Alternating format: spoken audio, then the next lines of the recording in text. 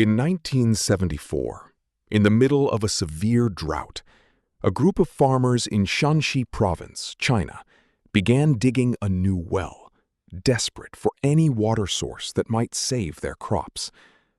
What they found beneath the dry earth would turn out to be one of the greatest archaeological discoveries of the 20th century and the beginning of a mystery that 5 decades later still remains only partially solved. Their shovels struck something hard, not stone, something shaped. As they brushed away the soil, a fragment of gray clay emerged, unmistakably formed into the curve of a human face. Confused and more than a little unsettled, the farmers called in local officials, who in turn called in archaeologists from the regional government. Within days, a small excavation team had arrived at what still appeared to be nothing more than an unusual well site.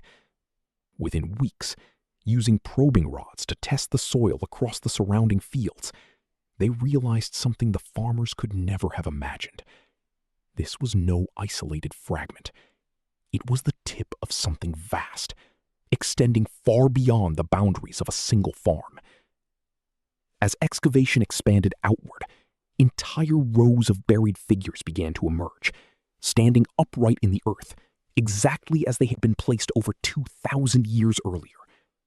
Life-sized soldiers, made of terracotta clay, ordered into precise military formation, row after row disappearing into the soil in every direction the team dug.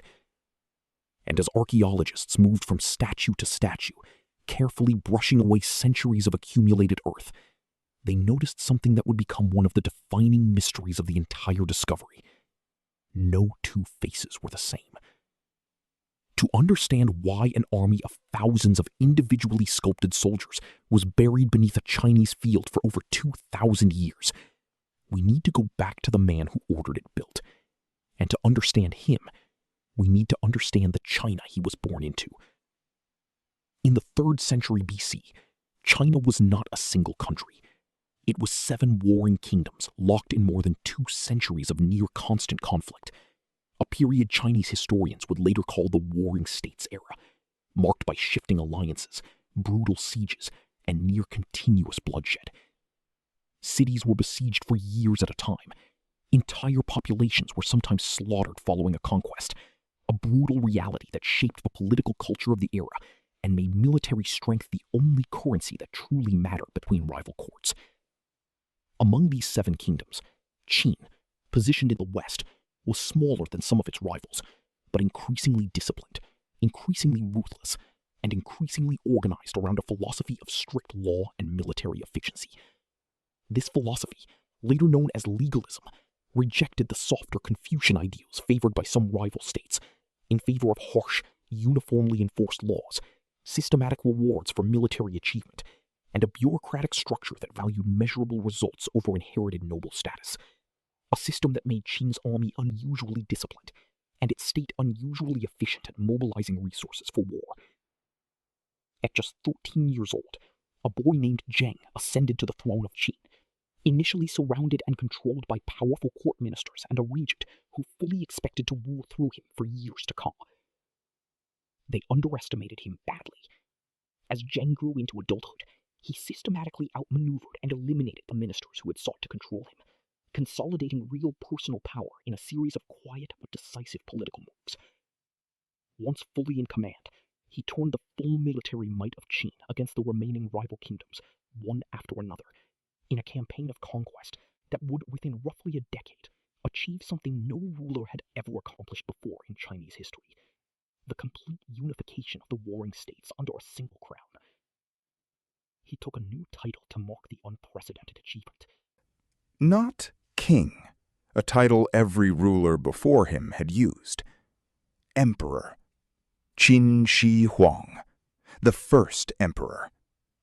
And he set about remaking the country he now ruled with the same relentless efficiency he had used to conquer it, standardizing weights, measures, currency, cart axle widths, and even the written script across a territory that had never before functioned as a single unified state. laying administrative foundations that would shape Chinese governance for the next 2,000 years. Roads were widened and standardized to allow armies and administrators to move efficiently across the vast new territory.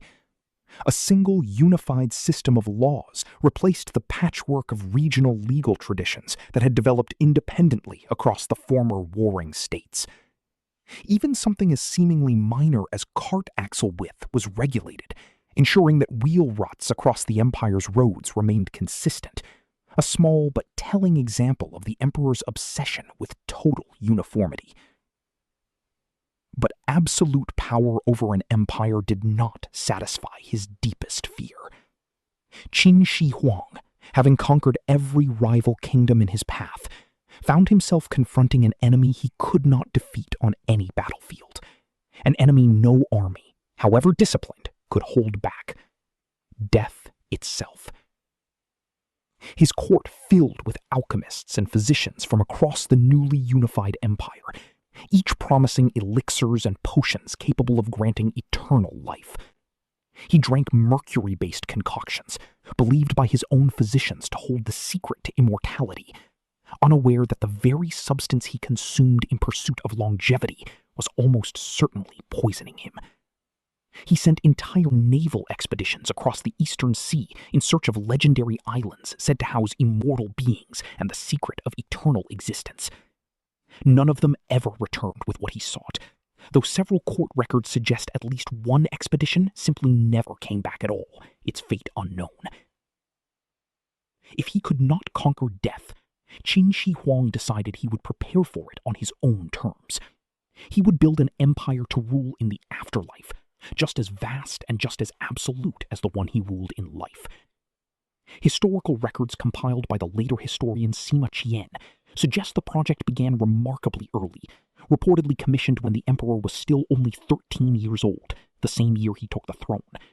And it would continue for nearly 4 decades, eventually employing, by some contemporary estimates, as many as 700,000 laborers, craftsmen, and administrators at its peak. At the heart of this project was an idea without real precedent in human history: an entire army, sculpted in clay, standing eternal guard over the emperor's tomb, prepared to defend him in whatever conflicts might await in the world beyond.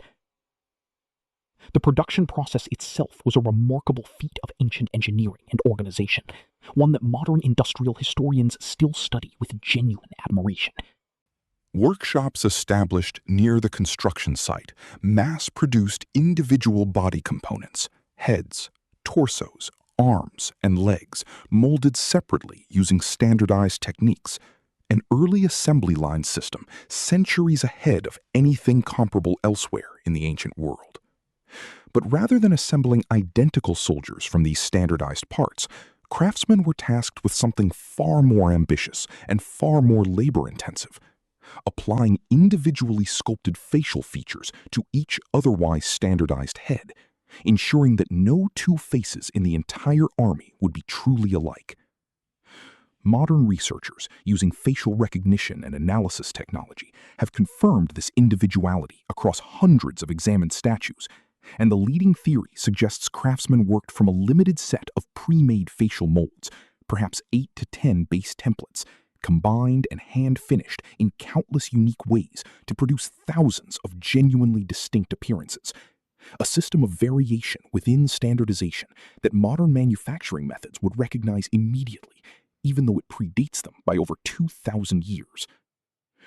The attention to detail extended far beyond faces alone: individual footwear tread patterns, unique to each figure, precise lacing on armor plates replicated with total accuracy from real military equipment of the period, real bronze weapons, swords, spears, and crossbows deliberately placed into the soldier's hands rather than decorative substitutes, meaning this was never intended as a purely symbolic gesture. And in one of the most remarkable technical discoveries at the site, several recovered bronze swords were found with blades still sharp and remarkably free of rust, despite over 2,000 years spent buried underground in damp soil conditions that should have caused significant corrosion. Modern metallurgists examining the sword surfaces under high magnification identified the reason: a thin protective layer of chromium oxide applied deliberately to the bleed surface, an anti-corrosion technique that would not be independently developed and understood in the industrialized Western world for many centuries afterward. It remains one of the more startling reminders throughout this entire site that ancient does not, in any sense, mean primitive. Some researchers have since questioned whether the chromium presence was a deliberate anti-corrosion treatment or simply a byproduct of the polishing and finishing process used on the bronze, and the debate continues in academic circles today. Either way, the sword's remarkable preservation remains one of the most frequently cited examples of the sophistication achieved by Qin dynasty craftsmen, whatever the precise explanation eventually proves to be. The completed army was arranged into 3 main excavation pits, discovered and carefully mapped over the decades following that original 1974 well. Pit 1, by far the largest of the 3, contains the bulk of the infantry, an estimated 6,000 individual figures stretching in disciplined rows across an area larger than several football fields combined. Pit 2, small but considerably more complex in its layout, houses cavalry units, war chariots, and specialized troop formations, including terracotta horses standing beside their riders with remarkably detailed anatomical musculature captured in solid clay. Pit 3, the smallest of the 3 excavated pits, is believed by most researchers to represent a military command headquarters, its terracotta officers wearing more elaborate, higher status armor, a clear visual military hierarchy deliberately preserved in sculptural detail. The formations themselves are not merely decorative arrangements. Historians studying the precise arrangement of infantry, archers, and cavalry have found it closely mirrors actual documented Qin dynasty military doctrine and battlefield tactics, strongly suggesting the army was built not merely as a symbolic gesture toward the afterlife, but as a genuine, fully functioning military force, prepared and equipped to serve its emperor in whatever conflicts might await him beyond death. Not everything survived the intervening centuries intact. The underground pits were originally roofed with heavy wooden support beams and woven mat coverings, sealing the buried chambers beneath a thick layer of earth.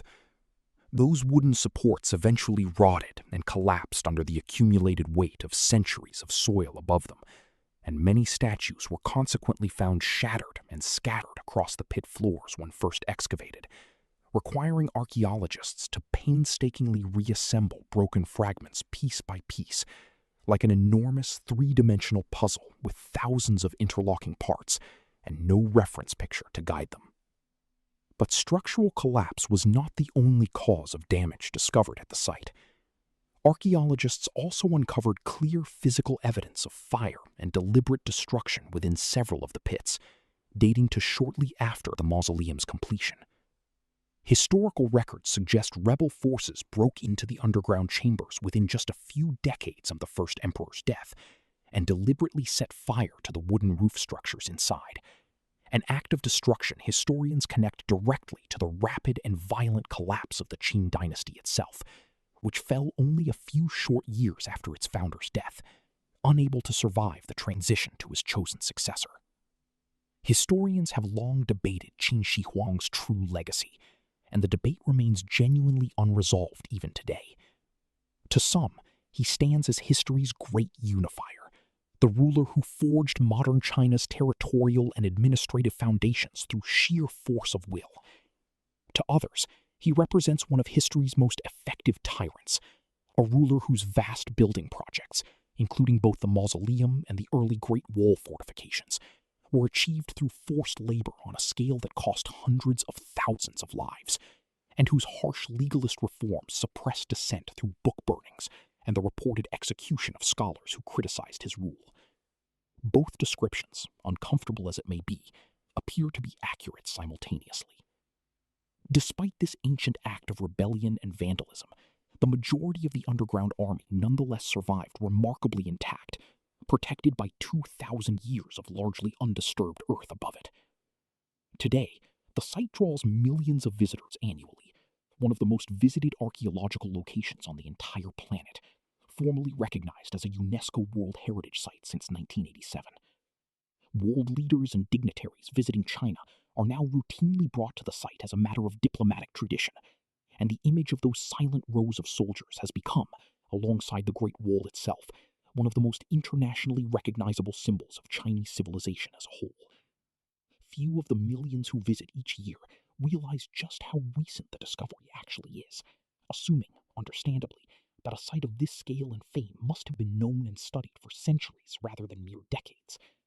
But the excavated pits, spectacular as they undeniably are, represent only a portion of what has since been discovered across the wider complex.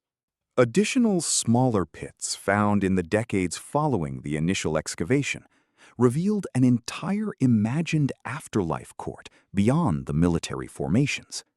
Terracotta officials in ceremonial dress, acrobats captured mid-performance, powerful strongmen, court musicians, even lifelike terracotta birds arranged as though within an ornamental garden, suggesting the emperor's underground kingdom was intended to replicate not just his military might, but the full breadth of his imperial court, his entertainments, and his private gardens. Researchers now believe the terracotta army itself may represent only one section, a significant one, but still only one section, of a far larger buried complex surrounding the emperor's actual burial mound. A central mound that, after more than 2,000 years, has still never been formally excavated by modern archaeology. That central mound is where the story becomes even more remarkable and considerably more restrained in its telling. An ancient historical account, compiled roughly a century after the emperor's death by the historian Sima Qian, describes the tomb's interior in extraordinary detail, despite no modern excavation ever having taken place to verify any of it directly. According to this centuries-old account, the tomb contains a miniature-scale replica of the entire empire, with rivers and seas represented by flowing channels of liquid mercury kept in perpetual motion by hidden mechanisms, and a ceiling painted with an elaborate map of the heavens above, stars and constellations rendered in precious materials.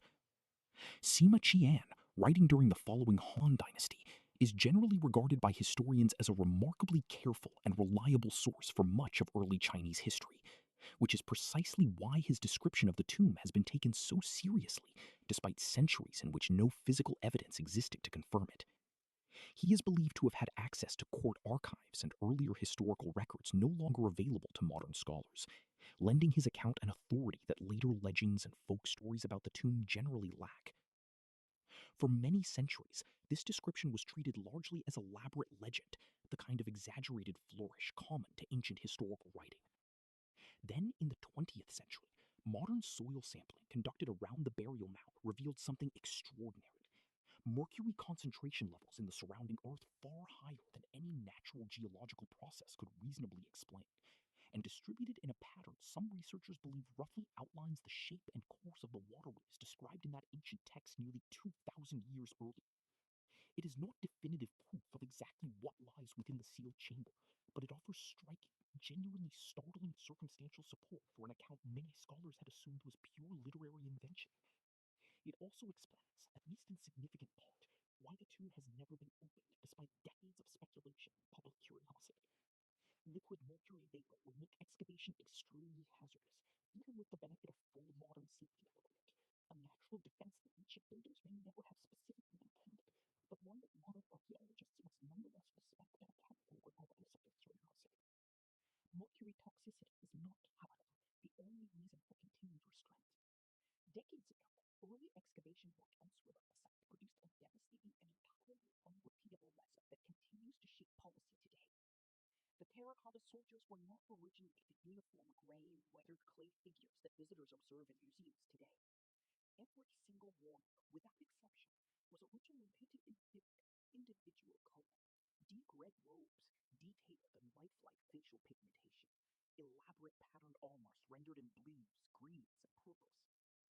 But the organic lacquer base applied beneath that paint had spent over 2,000 years perfectly adapted to a stable, sealed underground environment, and upon sudden exposure to dry, open air during excavation, it began to curl and flake away within mere minutes, the vibrant color disappearing before the very eyes of researchers who were completely powerless to stop the process.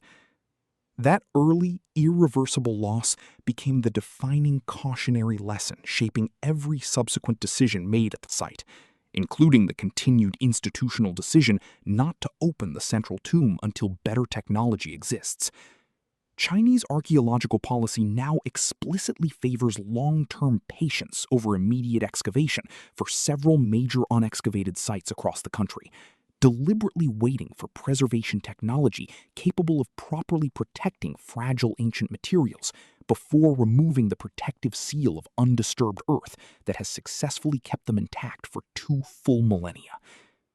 That institutional patience has already begun paying genuine dividends elsewhere at the wider site. Modern joint international research teams have developed new preservation techniques specifically to address this exact problem, including specially constructed humidity-controlled tents erected directly over newly opened excavation areas, successfully preserving small sections of original color for the first time in the site's excavation history. A small number of statues, now displayed in select museum collections, retain substantial original paint, rare and genuinely precious exceptions that offer modern visitors an authentic glimpse of just how spectacular the entire army once appeared to those who buried it. Excavation continues today using these significantly improved conservation methods in previously unexplored sections of the pits. Newly discovered figures continue steadily expanding our understanding of the site. Officers bearing previously undocumented rank insignia, a nearby mass grave revealing the brutal, punishing working conditions endured by the vast numbers of laborers who built the entire complex. A grim and sobering reminder that this eternal army was constructed at devastating and largely unrecorded human cost. One inscribed roof tile even preserves the personal name of a single individual laborer, a rare and moving trace of individual identity among the hundreds of thousands who otherwise remain completely anonymous to history, their names lost entirely. Ancient administrative records suggest laborers were drawn from across the entire empire through a system of conscripted service, with skilled craftsmen, unskilled diggers, and convicted criminals working side by side under strict supervision. Death from exhaustion, accident, and disease was apparently common enough that the site required its own dedicated burial grounds for workers who never lived to see the project completed, a sobering counterpoint to the individual artistry visible in every terracotta face above them. Other recent discoveries continue to genuinely surprise even veteran researchers who have spent entire careers at the site. A separate excavation pit yielded an extraordinary cache of ceremonial stone armor, crafted from thin, interlocking stone plates, individually drilled with tiny holes for lacing, representing a level of painstaking craftsmanship almost certainly never intended for actual battlefield use. A beautifully restored half-scale bronze chariot, recovered near the main mound, preserves individual harness fittings, miniature weapons, and an intricately detailed canopy roof, believed by most researchers to represent the emperor's personal ceremonial vehicle for his continuing eternal journey. Modern digital documentation technology is now racing to safeguard everything already recovered from the site, creating precise 3-dimensional digital scans of every single statue, protecting the underlying data itself even against any future physical damage, deterioration, or disaster that might occur. A new generation of Chinese archaeologists, building directly on more than 50 years of accumulated institutional research and hard-won lessons, continues this painstaking work today, collaborating closely with international specialists from research institutions around the world. And yet, despite everything uncovered since that first well was dug in 1974, current researchers estimate that less than 10% of the entire mausoleum complex has actually been excavated to date. The count of individually identified terracotta figures, already estimated to exceed 8,000 across all discovered pits, continues to rise steadily with each new excavation season. Updated satellite and drone survey technology continues refining scientific estimates of the complex's true physical boundaries, occasionally revealing entirely new structural anomalies beneath the surface that researchers have not yet had the resources or opportunity to properly investigate. At the center of it all, both literally and symbolically, The emperor's central burial mound remains exactly as it has stood for over 2,000 years, sealed, unopened, patiently waiting, according to explicit Chinese archaeological policy, for some future generation to finally possess the technology needed to look inside without inadvertently destroying what they find there. There is a certain quiet irony that history itself seems to have arranged with deliberate care. Qin Shi Huang spent much of his relatively short reign obsessed with the idea of being remembered forever, commissioning an eternal army, an eternal underground palace, an entire eternal kingdom beneath the earth built specifically to outlast him. He may ultimately be remembered, at least in significant part, for the one secret he successfully managed to keep from the entire world, precisely what actually lies inside his own carefully sealed tomb. Near the entrance to the modern museum complex that now surrounds the site stands a modest bronze marker, easy to overlook, commemorating the exact spot where those local farmers first struck ancient clay with their shovels during a punishing drought over 50 years ago. It is easy to walk directly past it without a second glance, dwarfed as it is by the vast archaeological complex that has grown up around that single accidental discovery. But it marks the true beginning of an ongoing story that continues to unfold, season after excavation season, fragment after fragment, individual face after individual face. Thousands of soldiers still stand today in silent, disciplined formation beneath their protective modern hangars, exactly as they have for over 2,000 years of largely undisturbed history. And somewhere beneath a quiet, tree-covered hill standing patiently nearby, the man who once commanded them into eternity is still waiting, with a patience even he could not have fully anticipated, for the world to finally be ready to meet him. The story of the Terracotta Army is, in many ways, still being written. Each excavation season adds new figures, new fragments, new small corrections to what researchers thought they understood the season before. Museums around the world now host traveling exhibitions built around a handful of these soldiers, allowing millions of people who will never travel to Xi'an to stand face to face with individual expressions sculpted by anonymous craftsmen over 2,000 years ago. Documentary crews, historians, and curious travelers continue to arrive at the site every year, drawn by the same basic human fascination that drew those original archaeologists in 1974. The simple, striking fact that an emperor once tried to build an army capable of following him into eternity, and that, in a very real physical sense, he actually succeeded.